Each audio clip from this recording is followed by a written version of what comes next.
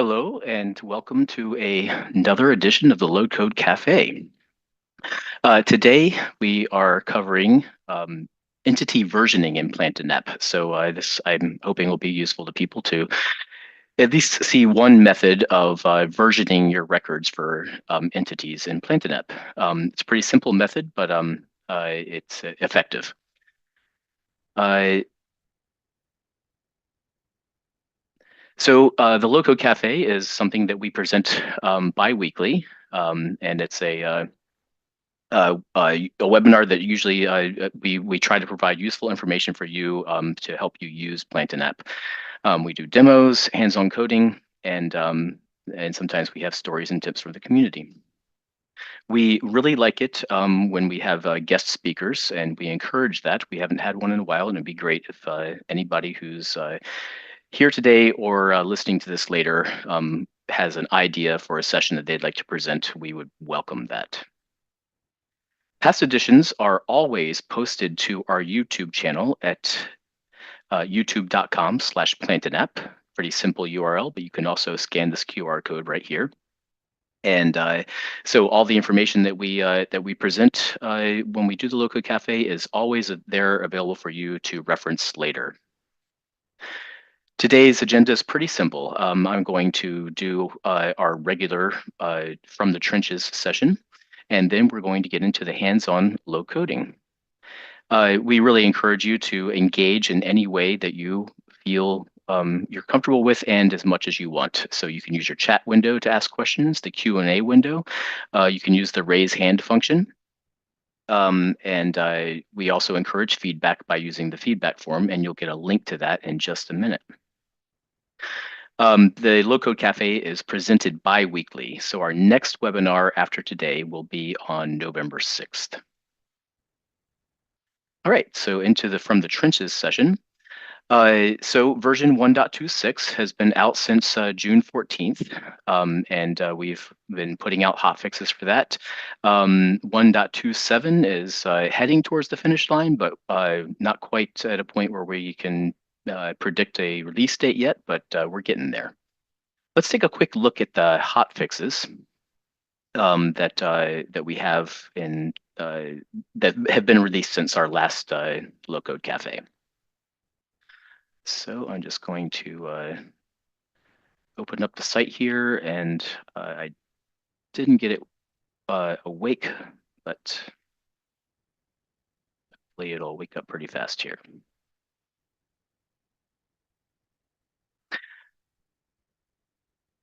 All right, so since the last time we met, we have put out a couple changes actually for App Builder. One here, and they're not major changes, but they are useful. This one here is now the settings tab in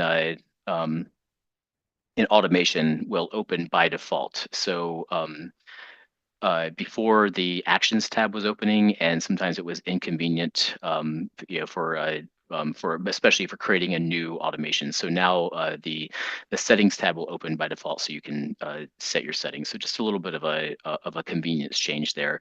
We've also changed the URL of the Getting Started link here. It's just started now. It used to be, I think, Getting Started. But anyway, we've changed that. Minor thing, but just wanted to point it out. For the scheduler, we've added and this is going to tie in with the search update here. We've added the incremental reindexing is now going to be handled in automation jobs. And what that does for you using PlantinApp is it allows you to have pretty tight control over when incremental reindexing happens.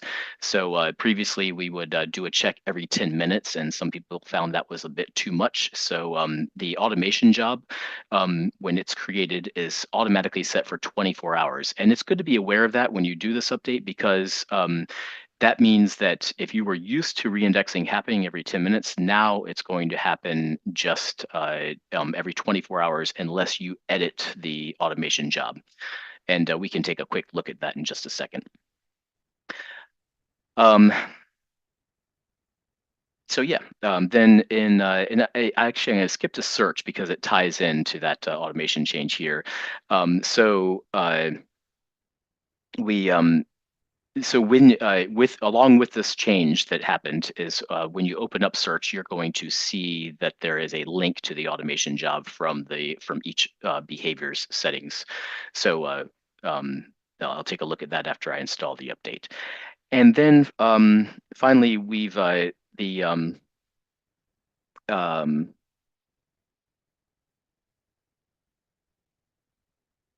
right.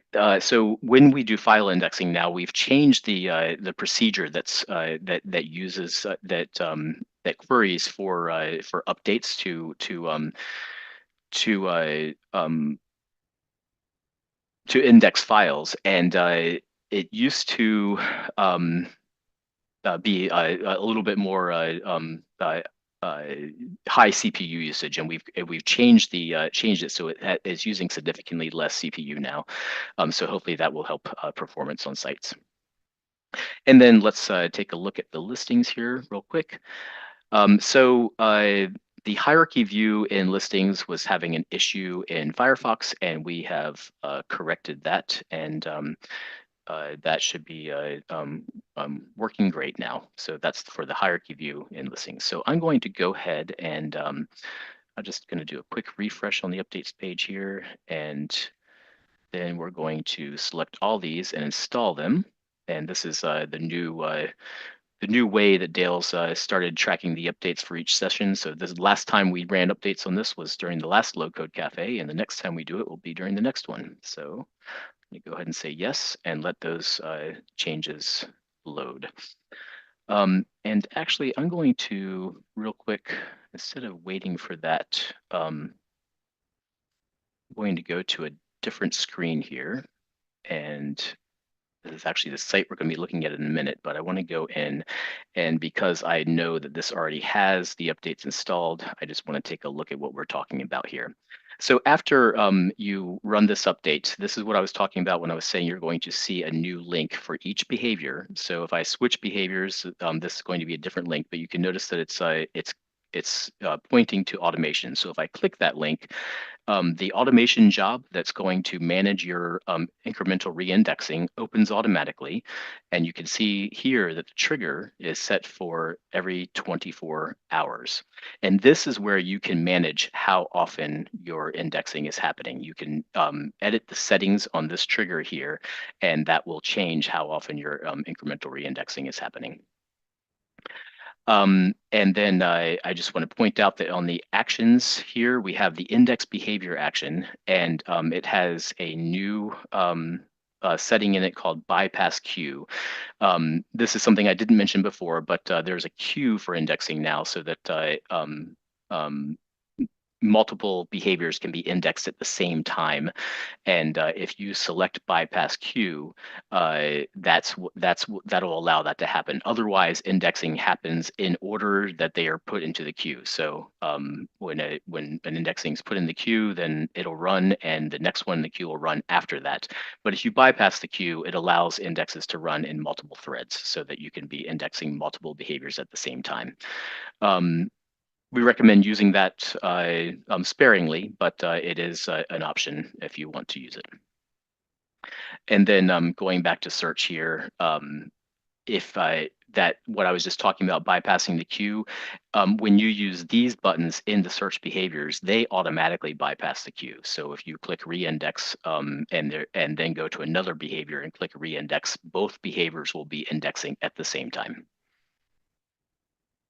Great. So that is what I wanted to tell you about the new search capabilities. So now I'm going to switch back over here, go back into my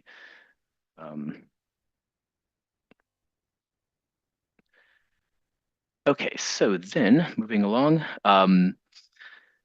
So this is not the only call we hold. This is our official webinar, but we also have the Low Code Campfire, which happens every week on Friday at the same time as this a meeting at 10 a.m. Central, 11 a.m. Eastern. Um, That's a user group meeting where people who use Planting App get together, and it's much more casual than this. Everyone is open to the into the meeting and can talk when they want to. And we really encourage you to bring questions and anything you need help with to that meeting. We often discover some really cool things during that meeting. So I encourage your participation there. So links for this episode are the standard links that we usually have. The registration link for Low-Code Campfire, the recordings link for Plantin' App is YouTube channel, our community portal link where you can ask questions, then get feedback from people at Plantin' App and also the community that's using Plantin' App. And then we also encourage you to leave feedback for this webinar by clicking that link there. And Andre has posted those links into the chat for your access. Okay, so then that concludes the trenches session, and now we're going to move into the hands-on low coding session. And once again, we're covering entity versioning in Plantin' App. So I just want to do a little intro here first, because I want to recognize the fact that there are many options for versioning records in a database. And I'm going to look at one possibility today, and it's a pretty simple way to accomplish it in Plantin' App. But just recognizing the fact that you can do multiple table versioning. You can simply just create new records with start and end dates for each subsequent version. There's solutions built into SQL that are much more complex and really do much more significant tracking of changes than what I'm going to show you today, but that may be way too much for you. There's complexity and overhead with the options that are in SQL. But I wanted to recognize that those are very valid ways of tracking changes for records. So then this final one here is what we're going to focus on today. We're going to keep our versioned records in the same table with the master records, and we're going to create new versions just for the create new records for the versioned records. So this is how we will maintain the ID of the master. So the master record is always going to have the same ID. It gets updated, and then the previous data will be saved to a new version record. And of course, there's other ways. I'm sure that other people have other ideas of how to version. I'm just presenting one possibility to you today. Okay, so real quick, I want to take a look at what we're going to do today. So I'm going to take a look at at my site that I used to set this up. So I'm going to go here to the so this is my inspiration site. Over here is the site where I'm going to build out what we have here. So if I go to, I'm going to be versioning an entity called articles, but I'm trying to keep away from using the terms that I'm having here because it can be any entity you want to be. So right here, you can see that I have the several articles in place already. And just do a quick overview of what this looks like if I do a version. So I'm going to edit this this one here. So I'll click edit here, and you can see that I've been doing some testing of my setup here, and I'm going to actually get rid of some of the testing that I did here. So I'm just going to do a delete there and do a delete here. So now I have a new. I'll be creating a new version of this article. I'm going to click update here. And so now you can see that those changes that I made are in place here. I removed the word "the" from the title, and I removed some text from the content area. But this is the same ID in place still, and you can see that the version start date corresponds to when I did this in my time. So I'm in U.S. Eastern time, and so it's 11:15 here, and that's when I did the edit. So that's the start date of this version. If I want to see the previous versions, I can go to the detail page of this article, and you can see that I have several previous versions in place here. And for each of these versions, you can see the start date and the archive date. So for the version that was there just earlier today, I created that version at 10:30. And you can see that the archive date is 11:15, and you can see the content that was there when I before I edited is right there. And then from there, I can go and take a look at the versioned pages. And when I do that, I just want to point out a few things that I very clearly have marked that a version, when you're viewing a detail page for a version, you have a warning up here telling you that's what you're doing. And I don't have the previous versions tab here either. So I am only going to see that when I'm on a master record page. So then I can go to the main article detail page by clicking that link, and that takes me back and shows me the versions again. I can then restore a version. So I'm going to take the version that I just overwrote when I started this demo, and I'm going to restore it and say yes, restore it. And you can see that automatically I have an update here that the is back in the title now. If I go to the details, you can see that the content that I deleted is back in place there too. And I also want to point out that I now also have an additional version that only has a lifespan of 11:15 to 11:17, and that was the version that I just changed. So I just want to make sure that that's all clear, that that's where we're headed. And if anybody has any questions, feel free to ask them on chat. Okay, so then that's where we're headed today. So let me go back to my presentation and just take a look at where I'm going to set up, where I'm going to start. So I'm first going to start by we're going to take, so I've actually, my starter site here that I've usually we start from a completely blank site. I'm not doing that today because I hopefully want to get to almost everything that I want to cover, and it's going to take most of the hour. So I'm getting a head start, but I'm going to point out a few things about the entities that I created, and then we'll get into creating an automation job. So let me go back. And I'm going to go to my demo site and just refresh this to make sure we're still awake here.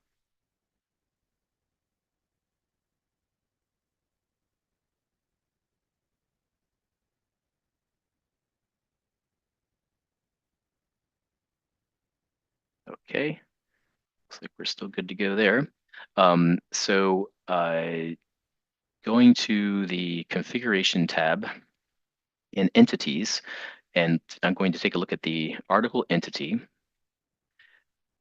And I just wanted to point out that the content that I'm monitoring for versioning is going to be the title and the content.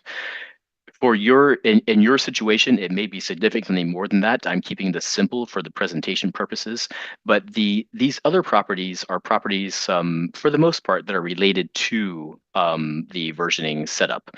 Status can serve certainly more purposes than just the versioning setup, but it is part of the versioning setup as well. So we're going to keep track of a published version for the versioned records. So that's going to be the master record. I named this published. I kind of wish I hadn't, but I want to stick to it now so that I don't make any mistakes as I'm looking at the at my my setup site and switching to this one. But this could also be called master version or parent version or something like that. But the idea is that this is the version that the version records belong to. So that's an important one there, and that's just an ID, just an integer because it'll be the ID of the master record. So you'll hear me referring to master record bit. That's what I'm calling it in this demonstration. The status is going to be just a set of statuses like draft and published and of course archived, archive version and archived. I'll show you that in a second. And then we have the version start date. So that's when a version became the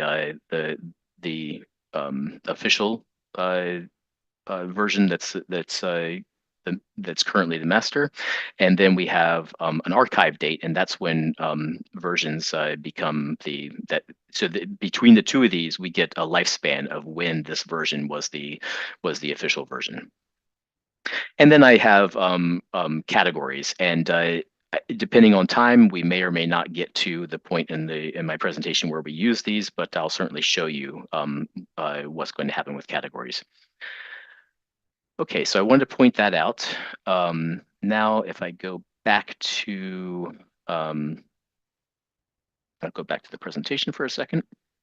Oh, yes, then never mind. Actually, I can stay here because we are going to we're going to build out the automation now. So the main thing about this is that we're going to be looking at the main thing that's going to happen here is the automation. And I'm sorry, I just realized real quick, I wanted to show you this status entity because that does tie into what we're going to be looking at. So I'm just going to open that up in a new tab and show you that I have some statuses already in place.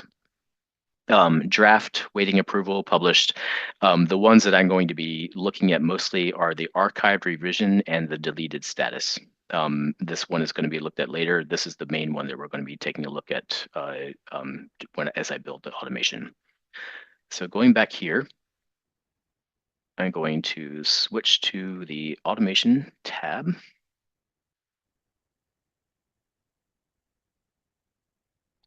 And let me get to where I'm supposed to be in my outline here.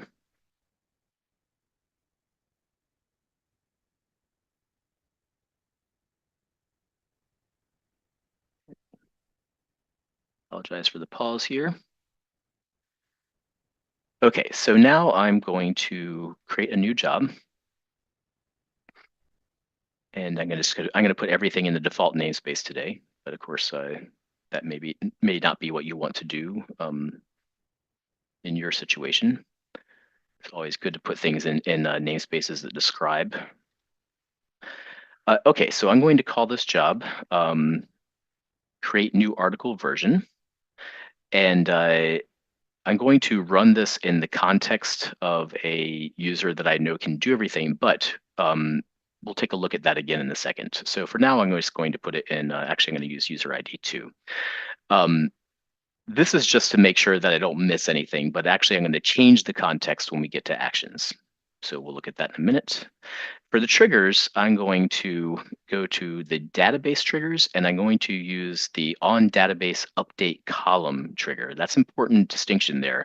I don't want to use the on database update trigger because that will monitor all the columns, and I don't want to do that. In my case, I only want to monitor the columns that I mentioned earlier, and that's going to be the title and content columns. So I'm going to monitor the title column and the content column for changes, and that's when we're going to create a new version. And oh, hey, I need to make sure I choose app.article. There we go. Now, if I switch to actions, the first action I'm going to add is going to be a load user action. And the user identifier, now this, before I do this, I want to switch back to triggers and make sure that for anybody who's not aware of this, I'm going to point out here that, this information icon here opens up these details, which are really important when you're using database triggers.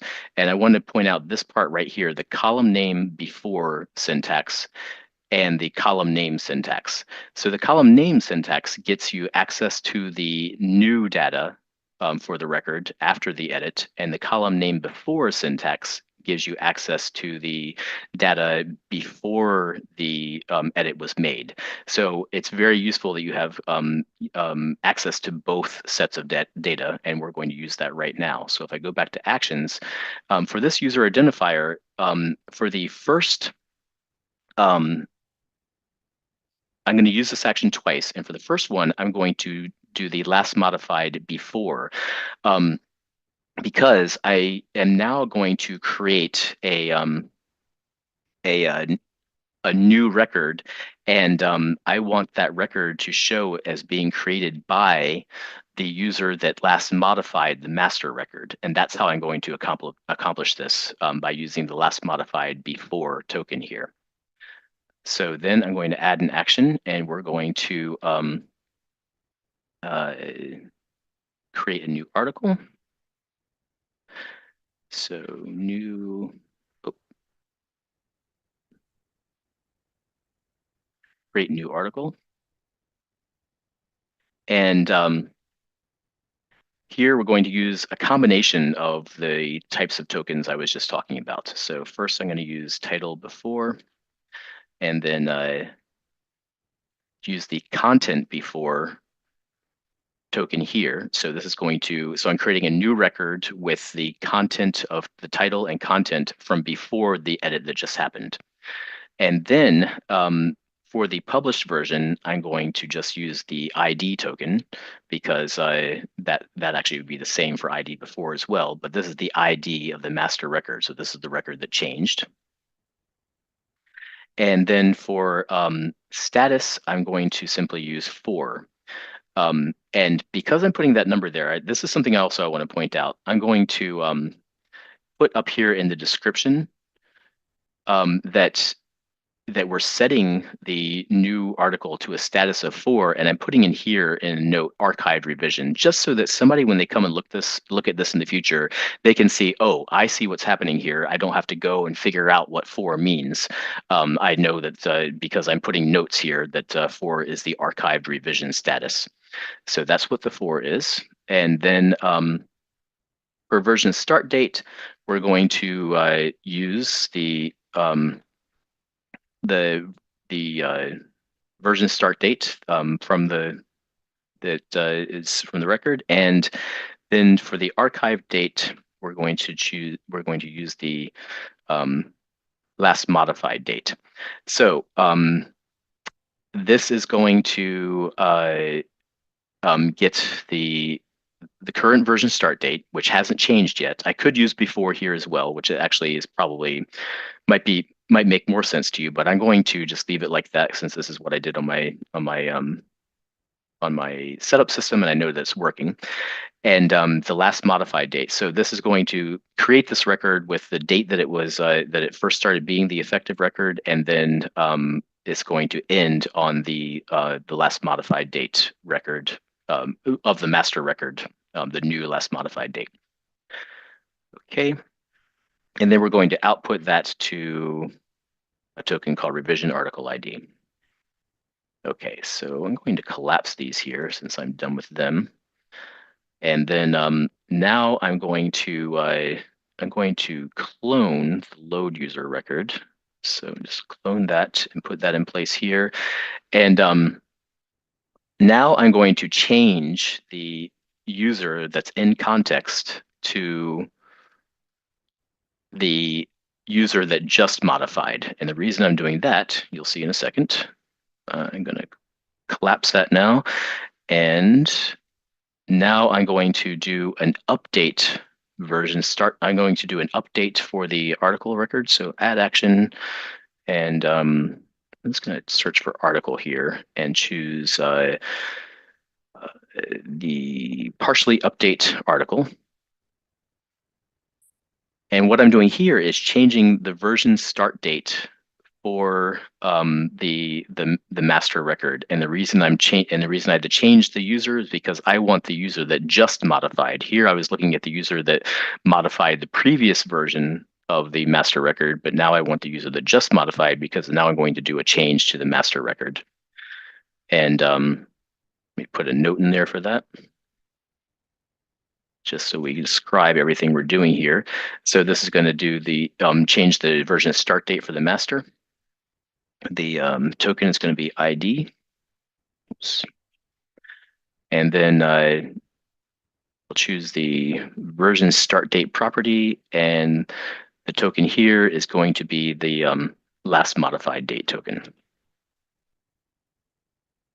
So this version became the official version as of the last modified date. So that's what I'm doing here.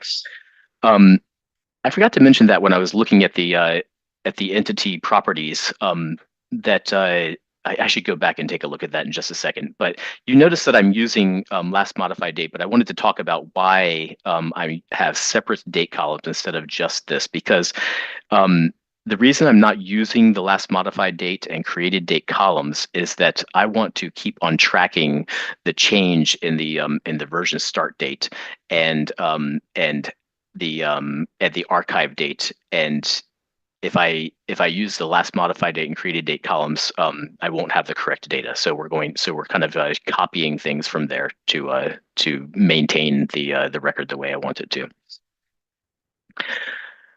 Okay, so then that accomplishes everything I wanted to here. I'm going to go ahead and save and close this.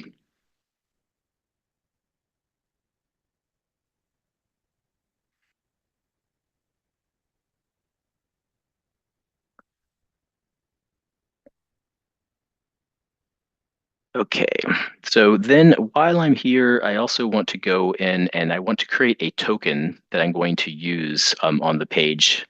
Um, so I'm going to actually first I want to create a token for the article entity, but I'm going to go to SQL console to get me a fast start on that token. And I wanted to show for those of you who haven't seen our new SQL console, we have some handy new features in it now, and one of them is that if I go to the app schema and I find my entity here, I can just click on this ellipsis icon and then do create select. And now I have my my query to create my token with. And I could have done a select star from app.article, but it's nice to have the actual property names in the query so that when you go and look at the token, you have a very clear uh, it's very clear to you what's going to be returned by the token. So I'm going to take this and copy it, and then we're going to go to tokens. And actually, I do like to just do a quick run query just to see that we are actually getting results here. So now I'm going to go to tokens and then add a namespace. We'll call this article. And actually, I want to call it articles because in case I copy and paste anything, I want to make sure it's exactly the same as what I did on the setup. Click create here. And now I'm going to add a new token. And I'm going to call that token by ID. So we're going to, just because I want to make it very clear that I'm just returning an article by ID. So that's the name of the token. It's going to be the article's namespace. And then the definition is going to be database query. And we're going to paste in that query that I just created. And we're going to add a where clause. And we'll do ID equals, and then we're going to use the TKN params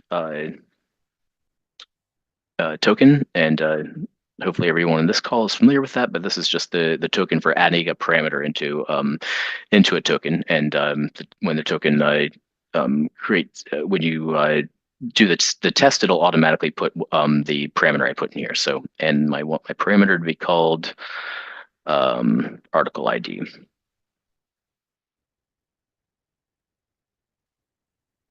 And we'll close that bracket. And so we're looking at, yep, that's correct. And now I'm going to say the default column is going to be the title column, and we're going to save and test this. Make sure it's all good. And I'll put in article ID. And I don't have one. Let me go back to say 4. Okay, yes, we're getting content there. And then I'll just test one other here. Let's say the version start date. Let me do dot version start date, test it, and I'm getting content. So that's exactly what I want. So I'm going to just do a control copy on that so that I have it on my clipboard for use later. Now, now that I have my automation set up and I have my token, we're going to go to the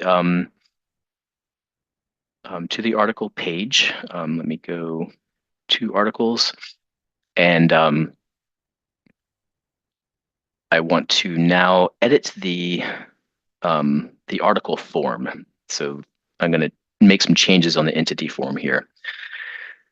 The first thing I'm going to do is remove some fields. These are fields that are going to be handled only by they'll be handled only by the system, so the automation and later a workflow. So I'm going to uh, just remove the. I'm going to take out the published version. I'm going to delete that, and we're going to take out the version start date and the archive date. And now we're going to make some changes to the buttons to make sure that we manage that those changes well in the buttons. So I'm going to go down here and go to create new article. And for when we're creating a new article, I'm simply going to ignore the published version and ignore the start date and ignore the archive date. And then while I'm on the add button, I'm going to add a new action here. And that's going to be the partially update article action, same action you just saw me use in the automation. And drag that up here underneath here. And in the partially update action, I'm going to do so real quick, new article ID is the return token for the ID of the article that's created.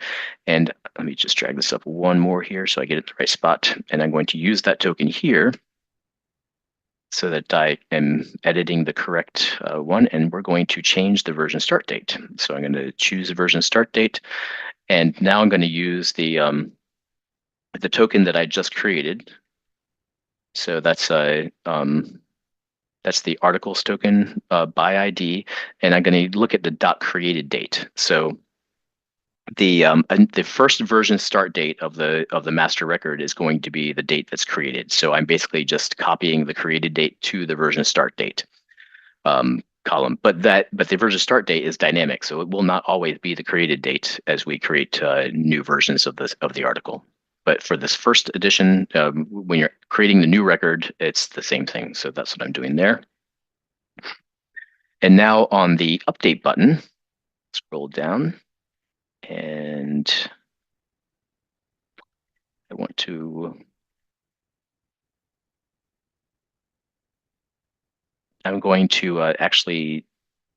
I'll leave that there for now. I'm going to add a partially update again. So let me type article again, get the partially update article. I'm going to drag that up here.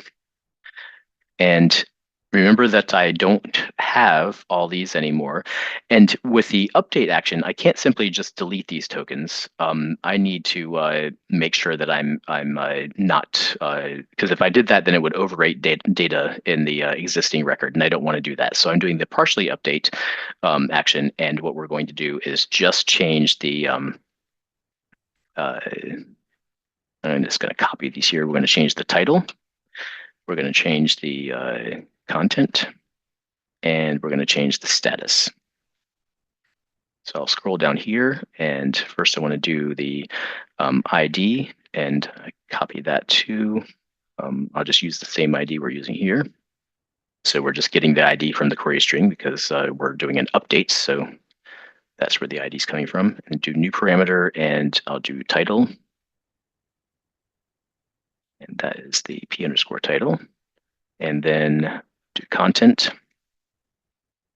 p_content, and then the status. And that's the status ID. Okay, so now we're updating the correct fields in the record. And so now, most importantly, I want to make sure I get rid of this action here. So we replaced the update article action with the partially update article action so that we are just updating the properties of the article that we want to update. Okay, and just take a look at where I'm standing here with this. So we have done everything here I think I want to do. So I'm going to save the form.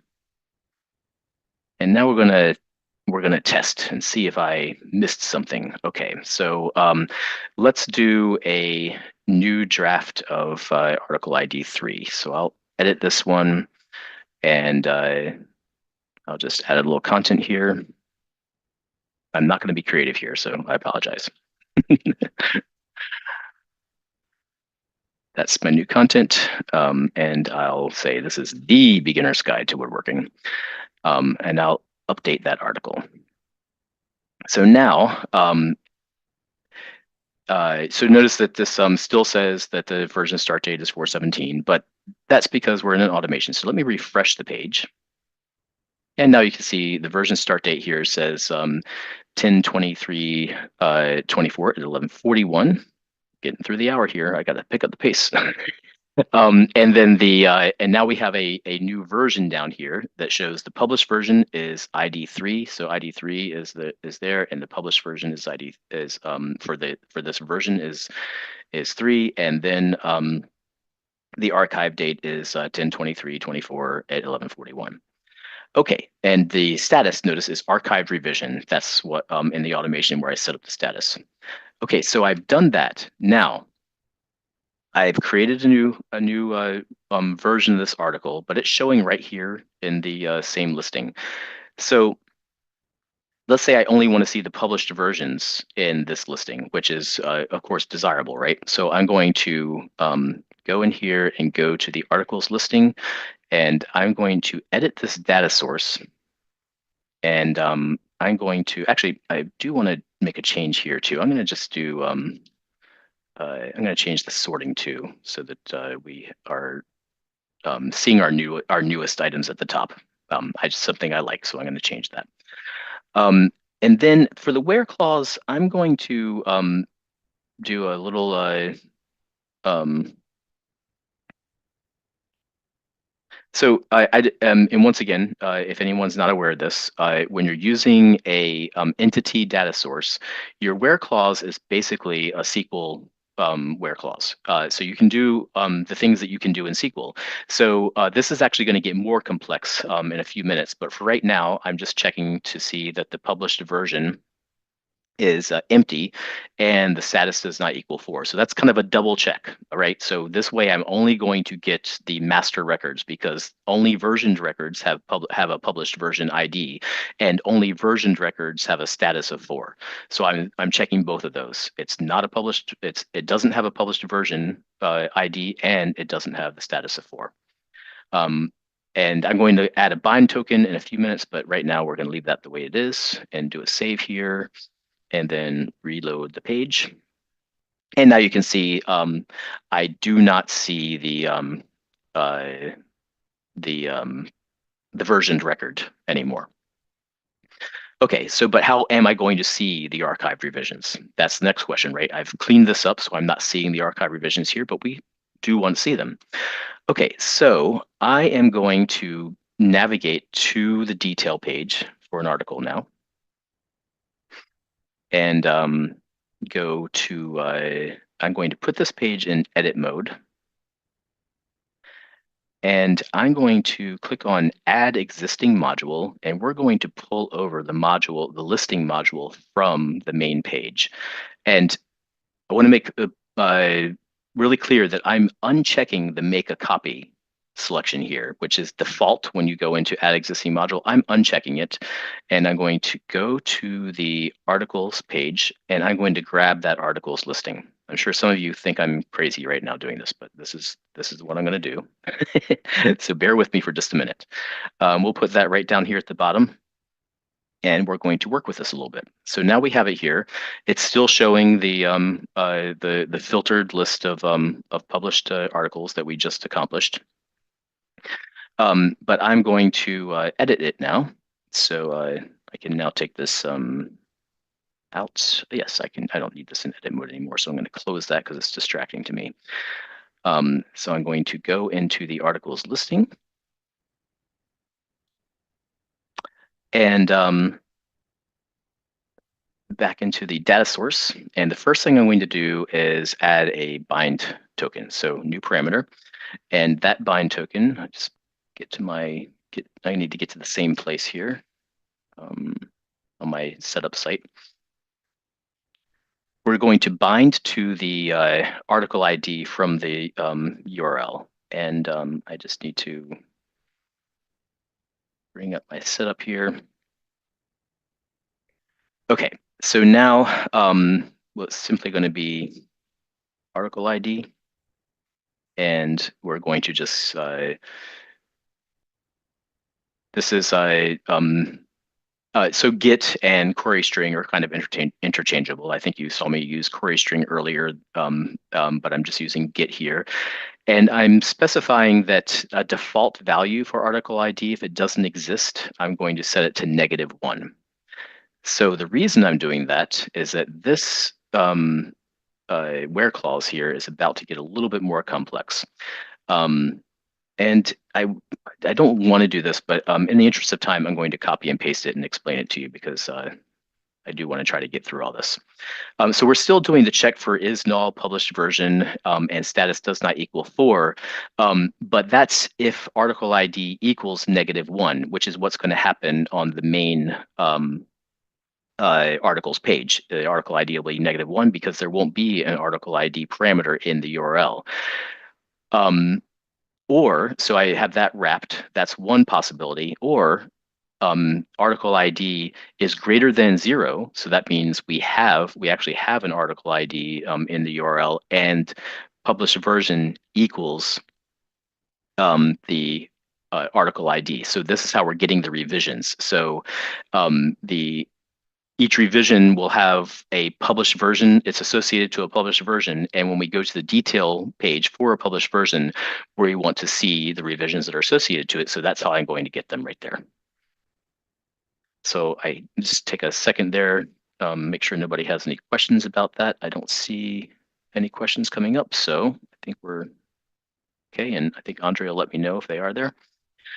Okay, so then I'm going to save that and reload. And so now when I scroll down and look at the articles listing, you could see that I only have the one revision that's associated to this this article. And if I go back to the main articles page, you can see it's the same listing, but it is also showing the correct data here. I'm seeing all the articles. And then if I go once again back to any of these detail pages, this one doesn't have a revision, so nothing's loading there. So that's just an easy way to use the same listing for different purposes. And this way, if I make a change to the article entity, both of my listings get an update. So it's kind of convenient in that way. Okay, so then the next thing I want to accomplish here, okay, so now we want to do just a little bit more change to the articles listing. And we're going to, I want to change. I want to remove this published version here because there's really no reason I need to see the published version on the main page or on the detail page, because on the detail page I'm only seeing revisions for the current one I'm looking at. So I'm just going to get rid of that field. I don't need it. And for the archive date field here, I'm going to say that we only want to see the archive date field.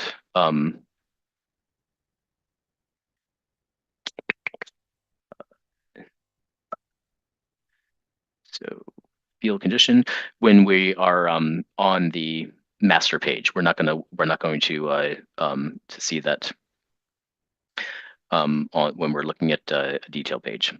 Oh no, I'm sorry. We're only going to see. I got that wrong. We're only going to see this when we're on a detail page looking at revisions. We're not going to see the archive date on the master page. And then I'm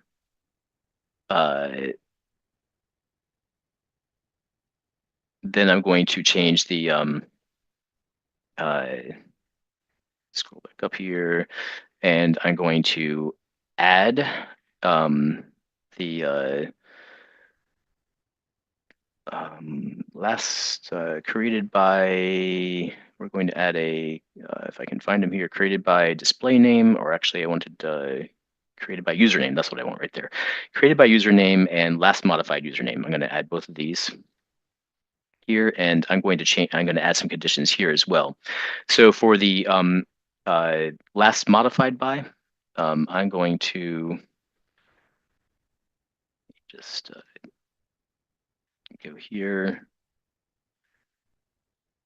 First of all, for last modified by, I want to do that one first. I'm going to just clean up the way it's displayed in the listing a little bit so it's easier to read, and I'm going to make the condition on that so that we only see that when we're looking at the master page, at the main articles page. And then for the created by username, I'm going to change that. And we're actually going to, oddly, I'm going to call that last modified by. And I'm going to change the field condition so that we only see that when we are on a detail page. So now we're looking for article ID is not empty. And I'll show you why I did that in a second. And just making sure that that's what I wanted to do. Yep. So we'll save that like that and reload it.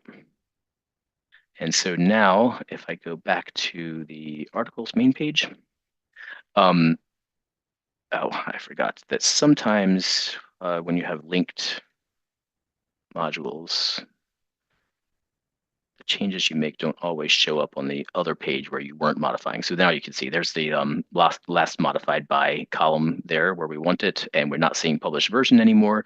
And if I go to this page here with the details on it, you can see that I have last modified by. And the reason I did that, the created date and made it last modified by, because the version records aren't going to be, they're never going to be modified because that's our goal. We don't want versions to be modified. We want to keep on updating the master record. Versions are just there so we can take that data from a version and put it back in the master if we want to do the restore.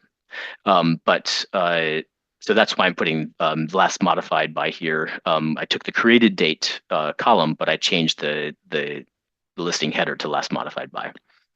Okay, so now I want to go into tabs and make this look right. So we're going to create a new tab, and we're going to call this previous versions.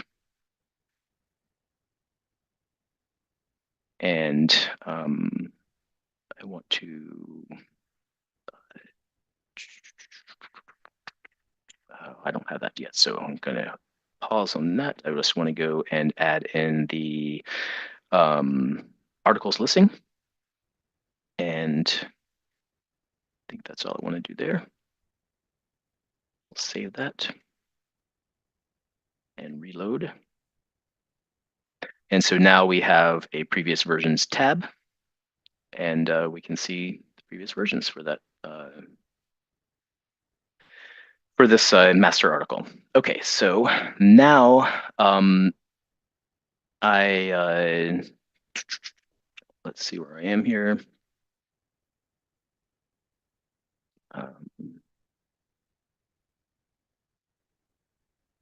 Okay, so now we're at the point which was probably the most important thing, and hopefully I can get through it in 5 minutes. And that is the whole reason that we want to do versioning is the ability to actually restore our a version. So that's what I'm going to tackle now quickly. I'm going to go back into configuration, and we're going to go to workflows, and this is going to be a simple workflow, so this won't take long. It would be, I'm creating a workflow for this because I want to have the flexibility of easily modifying it, and it would come into play if I got to the categories part, but I don't think I'm going to make it there. So anyway, we'll go ahead and add this action, and we're going to do a partially update article. So let me type article here and choose the partially update article. And it's going to simply just update the, oh, I'm going to save that for a second. First things first, I want to make sure that I have an input, and that is going to simply be the version that you want to restore. So I'm going to just put that there, version we want to restore, and that is going to be connected to the article entity. So we're passing in the ID of the version that's going to be restored. And then on the process, open this back up, and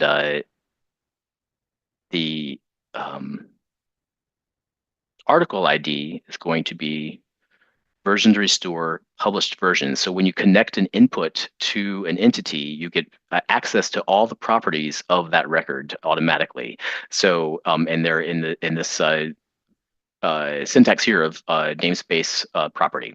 So version to restore colon published version is going to give me the ID of the article I want to update. And then I want to update the title, and I want to update the content. And I'm going to once again use that same namespace property to get the title, and namespace property to get the content. And we'll save that like that, and put an end on it, and save it. Actually, I'm just going to save and close it. And we need to name it, of course. And I want to name it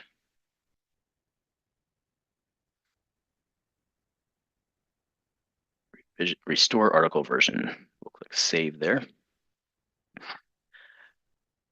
And so now I can go back to the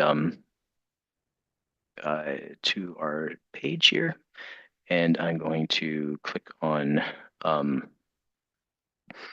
the listings and go to buttons, and we're going to add a button, and we'll call that button. Actually, I'm going to not call it. I'm going to give it an ID, but we're not going to have a label on it because we want to work with the. So let's see. We'll call it restore. Oops, got to change this back to. And I want to put in a little help text so people know what you're doing with this. We're only going to show this when get article ID does not equal empty. So we have to have an article ID in the URL in order for this to show up. And that way we know that there's a reason to have the restore version there. And I'm going to change this to default, and I have an icon picked out for it already. And then, and I like to change this text here a bit. So I'm going to set it like that. Make it very, very, I'm not going to say pretty sure. I'm going to be very definite about what you're doing here. Yes, restore it, or no, do not restore it.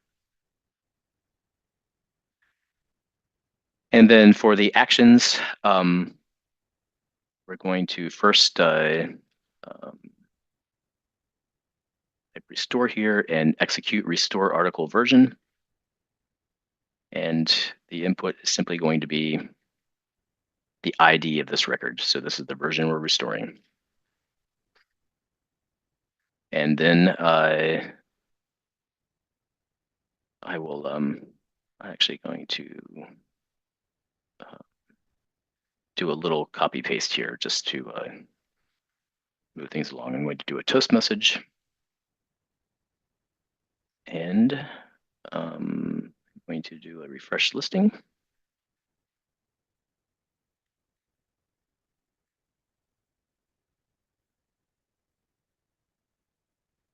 I'm going to refresh the articles listing. And I have a couple other actions here, but I'm going to skip those for now so we can see the restore actually working here. Okay, click save on that, reload this. And so now I had a bunch of other stuff that I wanted to accomplish here as far as cleaning up these buttons here. I don't want the edit button here anymore. I just want the restore button. But now I can take this and click on restore and say yes, restore it. And then if I go back to the main articles page, I should be back to yes, I am. So there I am. I'm back to that. And if I go back here and look at it, so I have the content from the versioned record back into the master record. And if I go to previous versions, note that I now have another version here. So even when you do a restore, you're still getting a version of what you of before you restored. So you're always getting versions of the master record. Um, so since we're at the hour, I'm going to switch back to my presentation, if I can find it here. And so just going through some of the stuff we accomplished, a lot of what I wanted to. So we can see the version records, and we can restore records. So I just wanted to show you what I was going to do from there. I was going to add an is archived property to the token, which I was I think that would be useful. So too bad you guys didn't get to see it. But and then use that token on the details page to do a bunch of cleanup so that we only see versions when viewing a master record, and we're adding a visual alert like the demonstration. So you saw that completed content earlier when I showed the where we were headed. And then remove buttons when viewing a version detail. So that sort of thing. And it wouldn't take too much longer, but it's just a little bit more. And then if we have time, which clearly we don't, keeping track of changes to related entities. So the next thing I was going to do is to modify the automation to add relationships for the version records, and then be able to restore those relationships back to the parent record when you do a restore. So just know that's possible. And if anybody wants to join Low Code Campfire on Friday, we can continue this conversation and look at some of those details as well. So just quick summary. We learned an easy way to implement entity record or versioning in Plantinap, and didn't quite get to the total story about enforcing this policy on the entity CRUD page, but we got some of it. And then, of course, things that I'm sure questions people have are one thing is you're going to be collecting a lot of records. So then what would you want to do? So then I think the next story is cleaning up versions, because you don't want your table to get out of control. And you could clean up versions based on the archive date and the published version columns with an automation.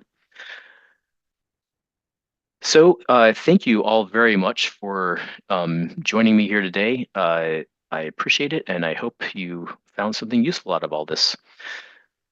Thank you, and we'll see you next time.